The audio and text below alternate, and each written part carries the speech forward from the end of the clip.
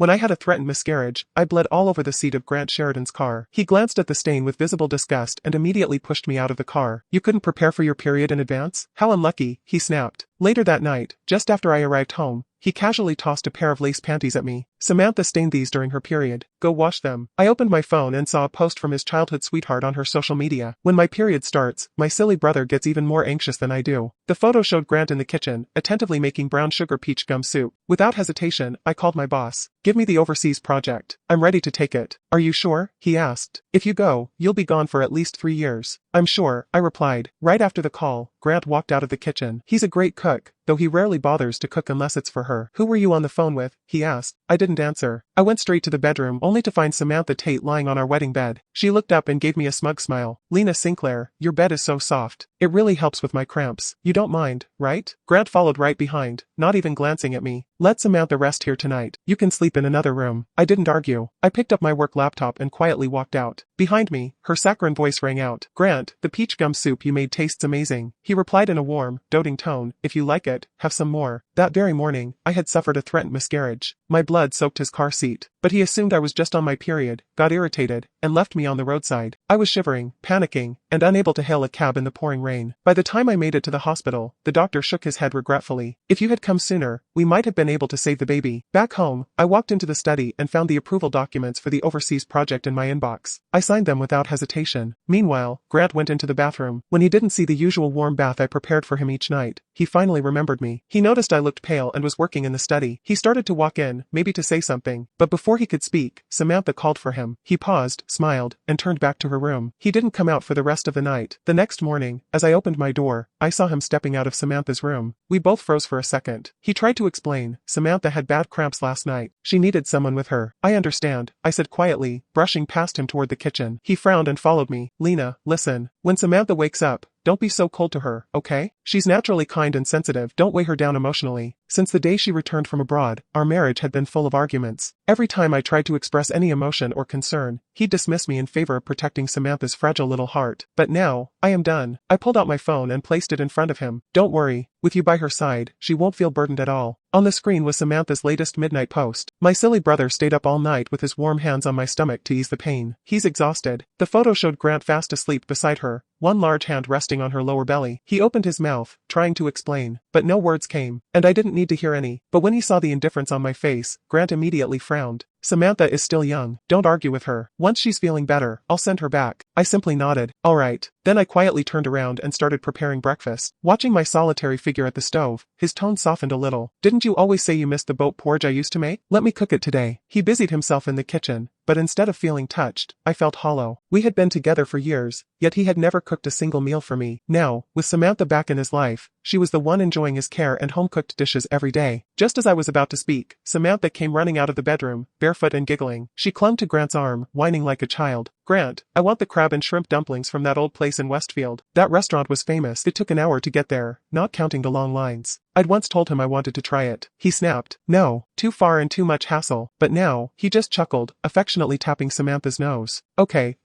I'll spoil my little foodie. Without another word, he took her out, once again forgetting all about me. I finished cooking alone, as usual. Calmly, I picked up my phone and canceled our wedding photoshoot appointment. Just after I hung up, a sharp pain tore through my lower abdomen. I collapsed to the floor, curled up in agony, and instinctively called Grant. The phone rang endlessly before he finally answered, his voice laced with irritation. Lena, enough already. Can't you see Samantha's still hungry? I don't have time for this. If it's important, text me. Grant, Before I could finish, he hung up. Everything went black. When I opened my eyes again, I was already in the hospital. The ambulance had brought me in. The doctor said I had miscarried and needed to rest properly from now on. That night in the hospital, Grant called. Why haven't you come home? I didn't even hesitate. I'm working overtime. He didn't question it further. Instead, he just said, Samantha's staying at our place these days. If you come home late, don't disturb her rest. In the past, he never called me, no matter how late I worked. Now, he was only worried I might disrupt Samantha's peace. He never called again that night. I could guess he spent it with her. The next morning, I was discharged from the hospital and went to pick up my medication. At the entrance, I saw Grant supporting Samantha, who looked frail and pitiful, both hands pressed to her abdomen as she leaned weakly against him. Grant noticed me and immediately frowned. He stepped forward. Lena, are you here to see a doctor too? There was a hint of displeasure in his tone, as if he suspected I had followed them. I looked at him calmly. Yes, my period's been painful, so I came to see the doctor. His expression stiffened, probably recalling how he had thrown me out of the car 2 days ago. Seizing the moment, Samantha collapsed further into his arms, her voice sweetly laced with sarcasm. Lena came to the hospital by herself? Then I guess it's not that serious. She turned to him with tearful eyes. Grant, I'm so useless, aren't I? When I'm in pain, I can't even walk. You always have to carry me. His face softened instantly. If you're in pain, just tell me. I'll stay with you the whole time, alright? He gently helped her as they walked ahead together. Then, as an afterthought, he turned and looked at me. Come with us. I'll give you a ride home, he said, as though offering charity. I declined firmly, saying I wanted to return to the office. But without a word, Grant pulled me into the back seat. Samantha was already seated in the front passenger seat, her posture casual and confident like she owned the car, and the man beside her. Lena, just let Grant drive you, she said sweetly. He hasn't been going to the office lately because he's been keeping me company. He has plenty of free time now. In our 8 years together, even during our anniversaries or when I was sick, Grant never missed work, not for me. But the moment Samantha returned to America, she became the sole recipient of his rare and undivided attention. That thought stung. I looked up, my eyes quietly taking in the 2 figures seated ahead of me. Just then, Samantha gasped, Grant, I think I stained your seat. There was indeed a faint, dark red patch on the passenger seat. Grant didn't flinch. His tone was gentle, even indulgent. It's alright, just needs a wash. Then, almost out of instinct, he glanced at me in the rearview mirror. Seeing that I hadn't reacted, he looked away without another word. When we arrived at the office building, I opened the door to step out only to run into my supervisor. Lena, he said seriously, are you absolutely sure about this? Once the application's processed, there's no turning back. Weren't you planning to get married and go on your honeymoon next month? I was about to respond when Grant lowered the car window, his expression cold. Lena, Samantha wants to travel next month, he announced bluntly. Let's push back the wedding and honeymoon by a month. I nodded without hesitation. Alright. He was momentarily stunned, as if expecting me to argue or throw a fit. But I didn't. I simply agreed. Before I could say more, Samantha leaned toward him, tugging on his arm playfully. Grant, don't postpone the honeymoon. Let's all travel together instead. Grant grinned and, without even looking back at me, responded cheerfully. Sure, we'll go together. Lena, let's just book our trip separately. I didn't object. After all, I had already decided not to go through with the wedding. What reason did I have to go on a honeymoon? I watched the car drive off, his silhouette growing smaller. My supervisor looked at me with concern. Once the paperwork is submitted, it takes about a week. But if needed, I can expedite it. You could leave as early as the day after tomorrow. That evening, for the first time in a long while, Grant came to pick me up from work. The moment I got into the car, he handed me a bowl of warm black sugar peach gum soup. I made this for you, he said. But just as he finished speaking, his phone screen lit up with a message. It was from Samantha. Grant, you're such a dummy. You made so much brown sugar peach gum soup. Are you trying to turn Samantha into a little pig? The car fell into an awkward silence. Eventually, he broke it. You're reading materials about foreign projects. Planning to take a trip for work? I shook my head. My boss just asked me to familiarize myself with them. Sensing my low mood, he, who was usually aloof, suddenly softened his tone. Take the day off tomorrow. I'll take you to the movies. Weren't you always begging to see that new release? No need. I don't have time tomorrow. It was once his most anticipated movie, but he had already watched it with her. No point watching it again. He misunderstood, and his tone grew sharp. Lena, what's your problem now? I just let Samantha stay at our house for a few days, and you're already throwing a fit? I was taken aback, about to explain that I wasn't upset, but he didn't wait for my answer. He scoffed and continued, voice heavy with accusation. With your attitude, how can I marry you? Samantha would suffer too much in the future. Then came the final blow. Let me make this clear, I am the one in charge of this house. Letting Samantha stay for a few days? That's nothing. Even if she ends up living with us permanently, you have no right to object.